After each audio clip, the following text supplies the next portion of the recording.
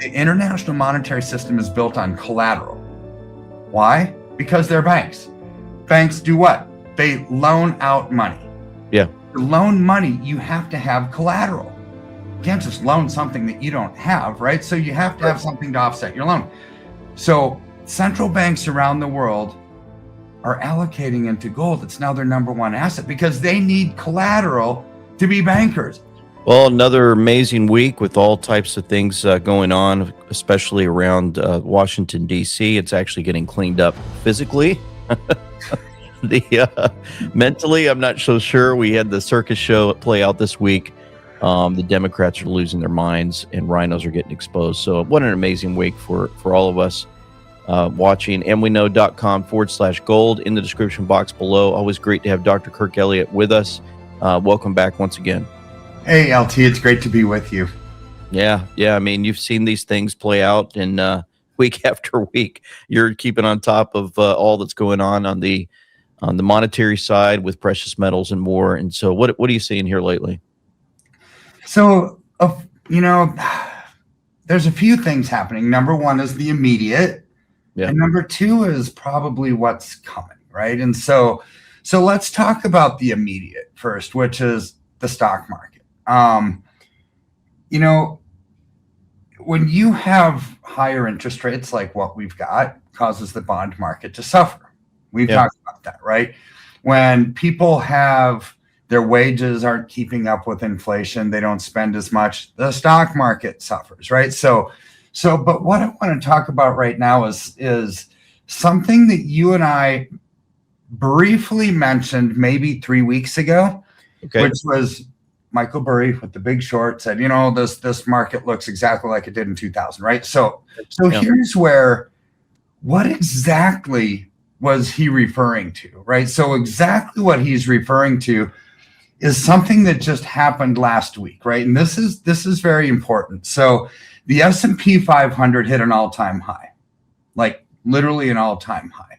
Just like in 1999, the NASDAQ and the S&P 500, they were all hitting these all-time highs, right? But it's not like it was this big, broad, massive, all companies are doing amazing, right? So if it were 300 or 400 of the S&P 500 stocks that caused it to be an all-time high, that would be very broad. The economy would be cooking. Everybody's being successful, right?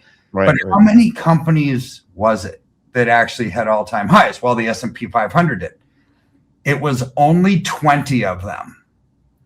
So what happened in 1999 when right before the tech bubble burst and it caused an 80% correction in tech stocks? It wasn't all 500 companies. It was 20 of them. Oh, right? Wow. So it's exactly the same. Now, why this is important is because the S&P 500 hit an all-time high, but it's a very narrow, it's a very thin bull market, meaning it's only really 20 shares that caused its all-time high, which means if that particular subpart of the S&P 500 bursts, the whole ship comes sinking down, right? So what are those 20 stocks? They're AI stocks. Oh, wow. Just like in 1999, it was tech stocks, like it was the beginning of the internet bubble, right? So this is AI. So let's talk about that a little bit. So AI, it's got all the attention right now. It's even got the attention of the crypto world. And so people who are, diehard crypto Bitcoiners or whatever, they're selling their crypto to go into AI shares because they know that AI is the future. There's even like Bitcoin miners, right? That they use so much energy to mine these Bitcoin. They're redoing what they're using the energy for, which is to provide data centers for AI, because it's new technology, right? So of course, over this irrational exuberance, this overvalued status, everything that's happening in the AI space. This is what's caused this bull market in the S&P 500. So when it's very thin like it is, it's very easy for that to come toppling down, which is why Michael Burry said, I I'm kind of scared about this, right? Because looks exactly the same as 1999 going into 2000 when the stock market corrected 80%. So what kind of a correction do we expect now? Well, it could be brutal. I mean, it really could, because you've got high interest rates, you've got the whole world de-dollarizing the dollar, you've got wages that aren't really keeping up, the unemployment. To refresh what we told everybody last week, where AI as CEOs aren't hiring, they're putting the brakes. 43% of them are putting the brakes on hiring new people, entry-level jobs, because AI can do it. Yeah. Okay. So this is the problem moving forward. It's like the black hole of AI, right? Everyone looks at the positive side of it, the productivity enhancements and everything, and boy, it can make the world much more productive. Yeah. But the black hole is, number one, it's sucking people's money into the stock market, right? And what if that bubble bursts? Because it's what caused the growth in the stock market, not other sectors, that one. Oh, wow.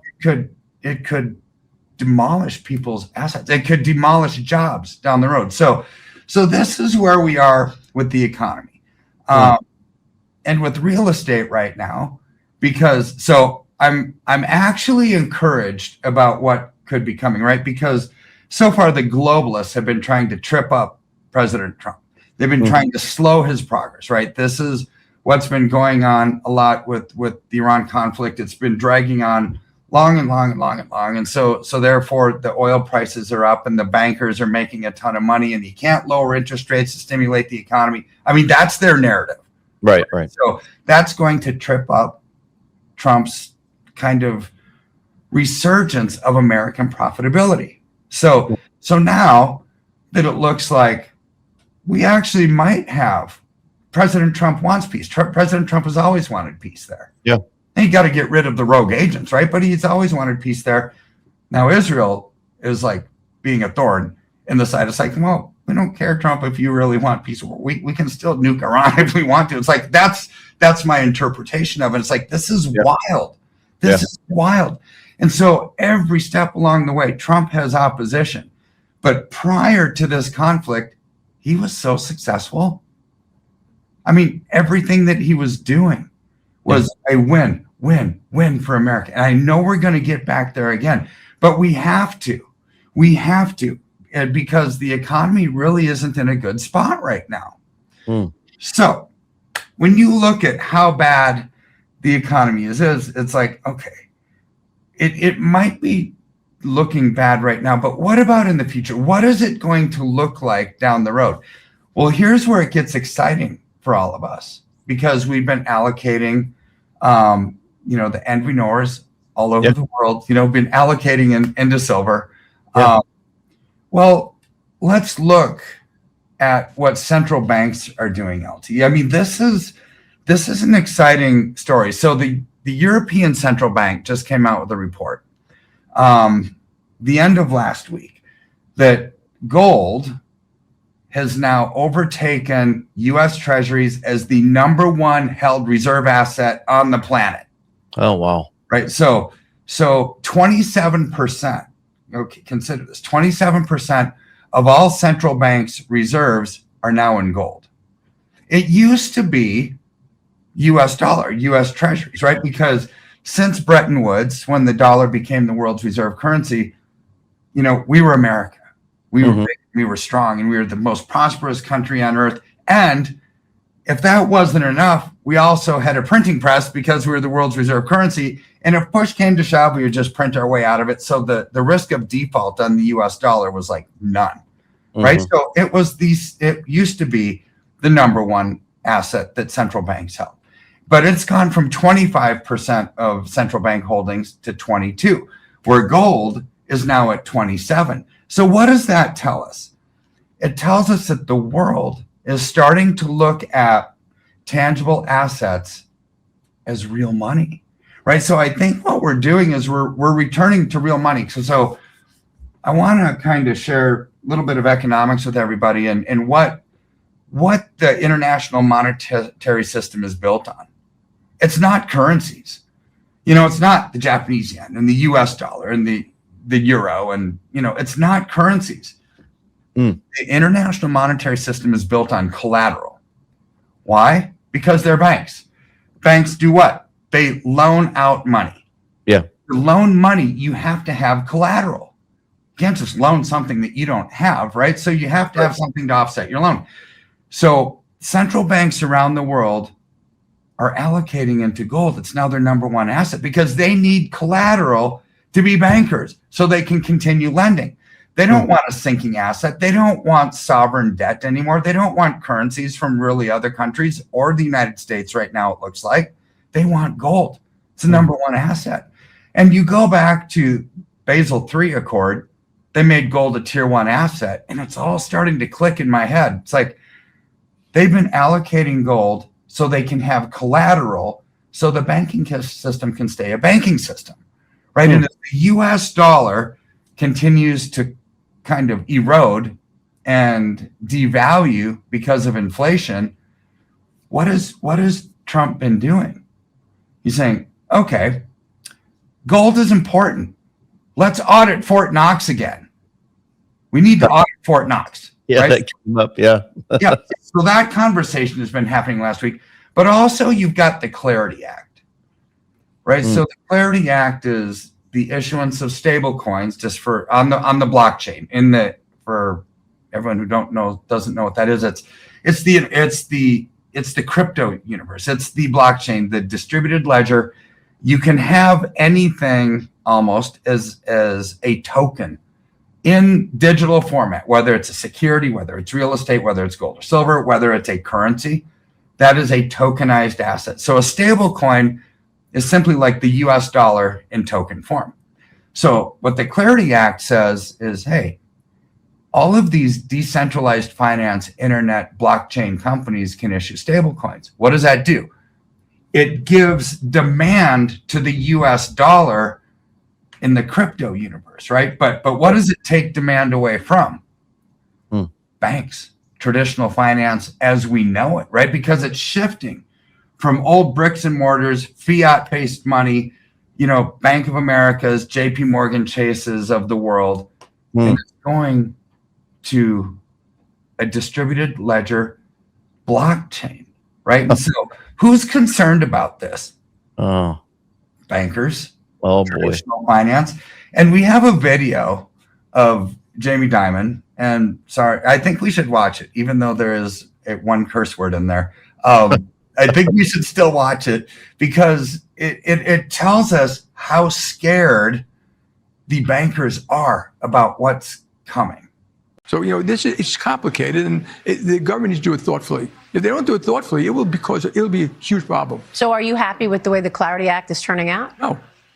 No, because it allows them to effectively pay interest on deposits, stable coins or something like that, without the protection that they should have. And it doesn't do anything for AML BSA. It has almost no legal protections.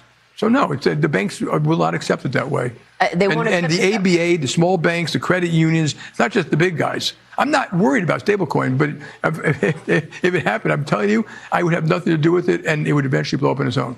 Okay, but that's my personal thing. But I do understand the concern of all the other banks. So, well, the markup is coming. I mean, what are you going to do about it? It is. We'll fight it. If we lose, we lose, and we'll live. Yeah. Okay. But it will be fought. This will not be. No one's going to bow down to this guy, okay, or that company. And he's the only one. Yeah. And he's spending hundreds of millions of dollars in Washington this thing. He said he's representing the whole industry. Well, we're going to watch that one. Yeah. Wow. Well, I mean, this is turning into a big fight between the whole, each industry. And you're talking about blockchain and getting blockchain out. But we do blockchain. You've been doing that for a long time. We have connections. We have JP. We're going to do it. I think it's a legitimate technology. I think stablecoin can be a legitimate payment system. Oh, wow. Okay. So he's talking about the head of Coinbase, who's lobbying, for the Clarity Act to pass so you can have stablecoin on the blockchain. Jamie Dimon hates this idea because it takes demand away from the banks. And here's what the spinoff could be from that. Clarity Act passes. You have stable coins on the blockchain where a non-bank institution can issue stable coins and collect interest on it. And he's saying, Well, that's not FDIC insured. There's no protection there. It's like, what? FDIC only has enough money to cover 2% of deposits anyways. Who cares? Right? So FDIC is underfunded. Bank assets aren't safe anyways. Yeah. And so here's where he's scared about what happens and he's rightfully scared, because once this happens, you could see a run on the banks. People say, well, I don't need my money in the bank anymore. If I can get it on away from central bank digital currency, away from Big Brother oversight, away from these banks that have all this risk because they've lent out too much money. And like Blackwater, for example, one of the largest, investment firms on earth. What did they just do 2 days ago?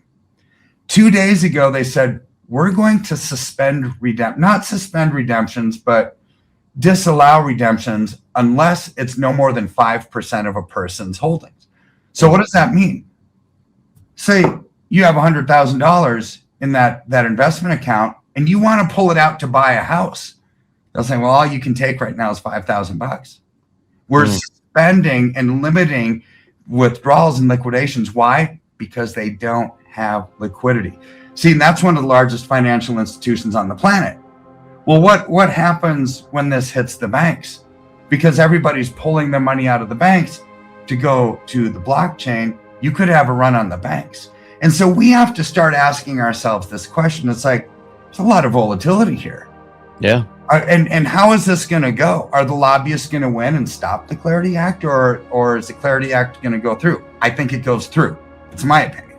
Right. But so therefore, because the reason I say that is because we're going into a digital world. I mean, whether you like it or not, that's the way that the world is going, right? So there's going to be this volatility. What is the best way to protect yourself from volatility? Well, that's with a precious metals, with a tangible asset that has zero counterparty risk. It's like if you own an ounce of silver or an ounce of gold, okay, who cares if a bank fails? Who cares if a company fails? Who cares if there's political risk and geopolitical risk? You have it and it doesn't impact you because you own it outside of the system, so to speak. Right. So, in fact, all of those problems actually cause it to go up in value, because the more uncertainty and turbulence there is, the better they perform. So who else is seeing this? Like we started the show with, central bankers. They're allocating, it is the number one allocated asset that they own is a tangible asset. So don't buy the story that they poo-poo gold and silver and they think it's an ancient relic and they think it's stupid and they just like fiat. If that were the case, then that would be the largest holding that they have. It's not. Yeah. It's gold. So we can do the same thing and protect ourselves just like these bankers are doing, kind of behind the scenes, in the shadows. They're protecting themselves because they know what's coming.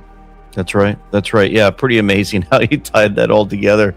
And man, he sure did get upset. And she was, Maria, had a little shocked look on her face. She didn't know what to say. It's like, well, I don't know how to respond to this one. Oh, wow. What a way to tie this all together. I mean, pretty phenomenal. And just keep reminding folks, when I came over and brought our IRA in at $20, it's up at, 73 to 75 range as of this recording. And just, 1% at a time. And it seems like it's going to be shooting up on one of these days. Pretty exciting. So they can come over to you at amweknow.com/gold, reach out to you and your company, and they'll get back. And you'll actually get some prayer if you ask for it also. And that's pretty amazing what you guys are doing. Well, thank you. I mean, it's who we are as believers, right? For me, it's my spiritual life, my personal life, my business life. It all boils into one thing, right? They're not separate things. It's like we are who we are. When Jesus lives in your heart, it just is the outpouring of that. Yeah. Amen. Well, thank you so much for this update. We always look forward to this. So many folks